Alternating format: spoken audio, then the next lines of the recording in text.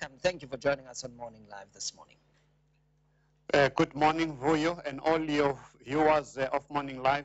But before I start, I just want to express my deepest condolence to the passing on of one of the greatest personalities in South Africa, Koki Tlotlolomaje.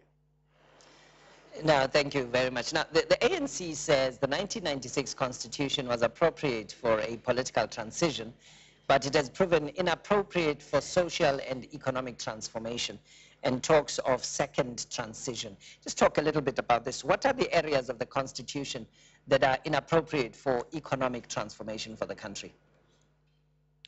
What the strategy and tactics document talks about, it talks about a major paradigm shift that we as the ANC, as a liberation movement, and also as a ruling party, we need to transform ourselves and the country from political democratization, which has worked well up until now, but the key issues of social and economic transformation are key.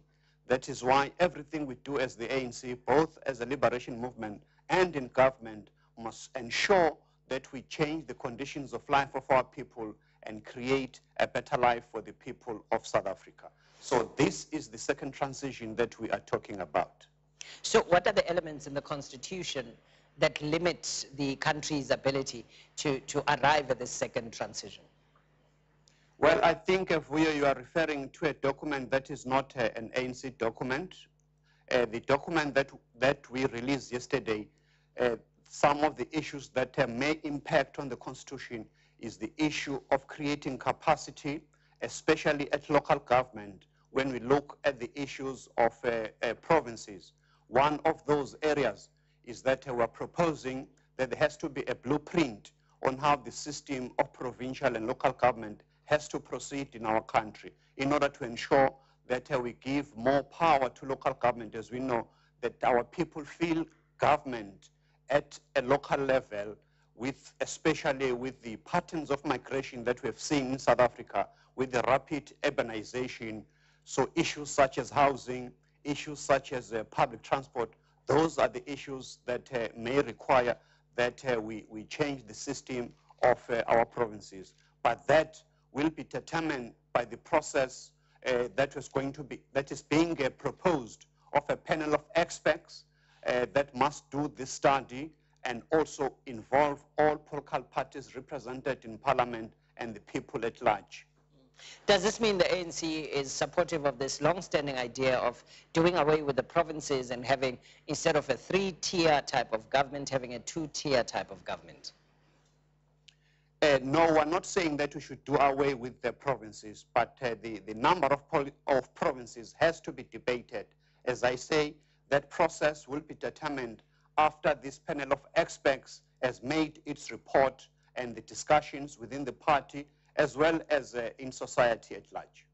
Now, land reform is one of the issues dominating the policy proposals, and the scrapping of the sunset clauses in particular in relation to land and property ownership, which brought an alarm from some sections of the South African population and business community.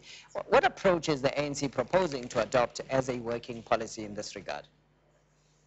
We will know, Vuyo, that the struggle for freedom in South Africa has always been informed by the dispossession of land by the colonialists who invaded South Africa. So the issue of land reform and restitution is a key one.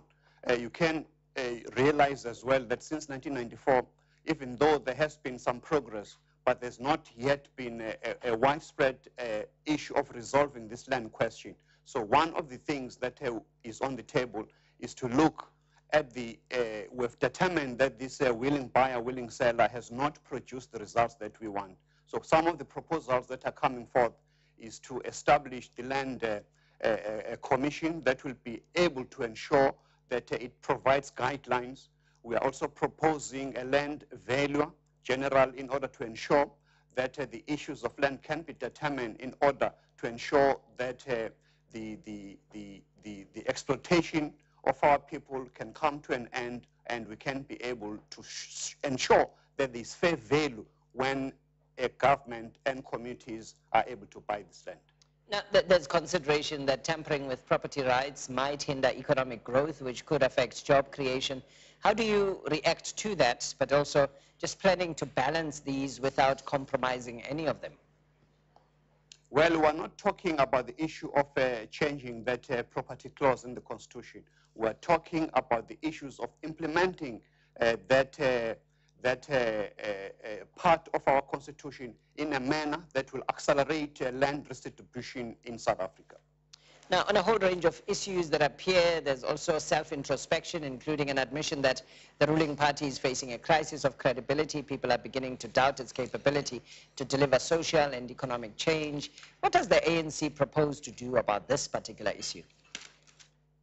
Well, on that issue, as you know, Vuyo, as an ANC, we are a person that has to lead society. So we have to make an introspection and deal even with the issues of values in the ANC. You know that there are challenges in South African society. So the ANC, as a leading party responsible for the social and transformation of our society, we need to ensure that we develop the kind of cadres that must live up to the expectation of the masses of our people. So that self-reflection, that self-correction of some of the challenges that we are facing has to be at the forefront in order to ensure that as an organization that is now 100 years must be able to lead in the second transition. Now, just in terms of the credibility issues, have you identified perhaps some of the elements that have contributed to the decline in credibility, some of these challenging areas? Well, for example, when you look about the perceptions and the real issues around corruption, we as the ANC, I think we need to be even more vocal in ensuring that wherever corruption takes place and whoever is involved, we must be the first ones to ensure that we deal with that without any equivocation. So these are some of the issues that members of the ANC have to be able to be debating towards the policy conference and also to the national conference in December. All right, ANC NEC chairperson responsible for the policy unit, thank you very much for your time. We do apologize, we lost the picture, so we had a frozen picture there for the last minute and a half or so. We do apologize for that. Jeff Radebe joining us from our studios in Cape Town. You're watching Morning Live on SABC2. Let's remind you of the question we're asking you this morning. COSATU in Gauteng says it hopes to attract about 100,000 people